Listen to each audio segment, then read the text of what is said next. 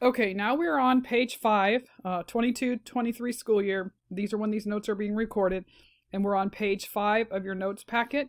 You're going to see the top, whether you're in this current school year or a different school year, you're looking for this header pH and POH.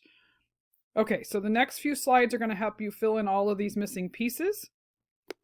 So I'm going to just kind of talk through these, and then you can jot down any notes you want, and make sure you bring in the formulas. So pH equals negative log of H plus concentration. So you're going to take the negative log. Okay, so the log button on your calculator, not the natural log, but the log base 10. And POH also can be calculated by taking negative log of OH minus. Okay.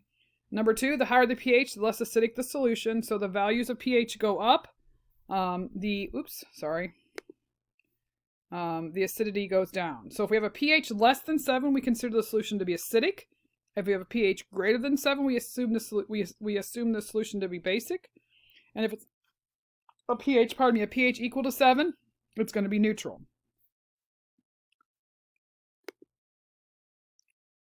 Okay, fourth thing to write down is pH plus POH. And yes, this is a lowercase p. I didn't mention that before, with a capital H. And a lowercase p with a capital OH is equal to 14. This is a formula we're going to be using. And then if we need to find H plus concentration, we can take the antilog. That's the 10 to the x button on your calculator, or the second function of the log, the log button. Antilog is 10 to the x, or the second function of your log button. So H plus equals the antilog of pH, and OH minus equals the negative antilog of POH. So both of them have negative antilog in the calculation. I'll model how to do that here in just a bit. When measuring pH, we can use pH meters or indicators. You might recall we definitely have several different kinds of meters we can use in the school building, or we can use litmus paper, blue or red litmus paper. We use that first year chemistry. You can use cabbage juice. There's all kinds of different things that can be indicators. Indicators can be liquids or in paper format. So we did blue and red litmus paper. We also have universal indicator solution, which is cabbage juice, or can be, that is a source of universal indicator. So those are different ways that we can help to identify how acidic or basic something is based on the pH or POH scale and the color that the solution or the paper turns when it is touched by the substance that we are trying to determine the pH, the acidity, or how basic or acidic something is, or its pH or POH. All right, so these are going to go through sig fig rules. I'm not going to go through those. If I bring those back out, I will make a separate recording for that. So we're going to skip through sig figs. We're just going to do 2 places past the decimal because I have not in this current year taught sig figs. Okay, you're going to add all of these items to your index card. So you should have a large index card that you can add to, just so it's a quick reference. So go ahead and pause the video and get yourself caught up on your index card. That way you're not flipping through your notes for all the different formulas you might need.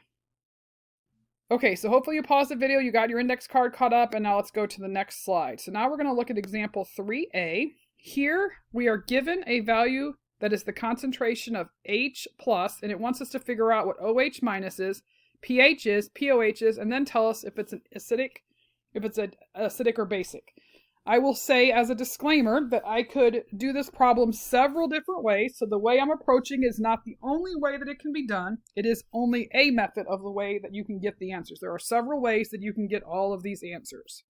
So here we go. Okay, before I begin, I want to remind you that I'm going to give you one method for the approach. There are other ways you could get the answer. So because they're giving me H plus minus, I would probably start by doing 1.0 times 10 to the negative 14th. One of the formulas we have been using is H plus times OH minus concentration. Then I can say 1.0 times 10 to the negative 14 equals 3.7 times 10 to the negative 4th times OH minus. So what I'm doing here is I'm calculating the first answer. So I'm going to take 1.0 EE to the 14th negative. We were just doing this on the last set of problems. 3.7 EE to the 4th negative. And I find that OH minus concentration is equal to 2.70. I'm going to ignore sig figs and just do 2 places past the decimal to the negative 11th concentration. So now we've answered. the first question. Okay? To get pH, I know the formula for pH is negative log of H plus. Remember that I expect you to give me the generic formula and then substitute in and plug in and solve. So the negative log of 3.7 times 10 to the negative fourth. So I'm literally going to put on my calculator negative log 3.7 to the fourth negative. And I get the value for pH to be 3.43. We don't have a unit for pH. Just know that. There's no units for pH. So now I've answered the second question. I can also work for pOH by saying that I know, if you look at the formulas we wrote a moment ago, we have pH 14.00 plus pH equals pH plus OH. Let me repeat that because I misspoke. 14 equals pH plus pOH. So I can take 14.00 equals, we just calculated pH, 3.43 plus pOH. So now I can take 14 minus 3.43, because I have to subtract because they're being added. So pOH is equal to 10.57. So now I've identified pOH. Now there's several ways that I can decide that this is either acidic or basic. I can look at pH, I could technically look at pOH, and I can look at the H plus value compared to the OH value.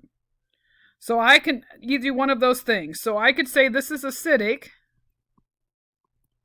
because pH is less than 7, or I could say it's acidic because H plus concentration is greater than OH minus concentration. And then technically you could talk about pOH to determine if it's acidic or basic. But those are the two ones I would use if you were going to identify if it was acidic, because they match up with acidity.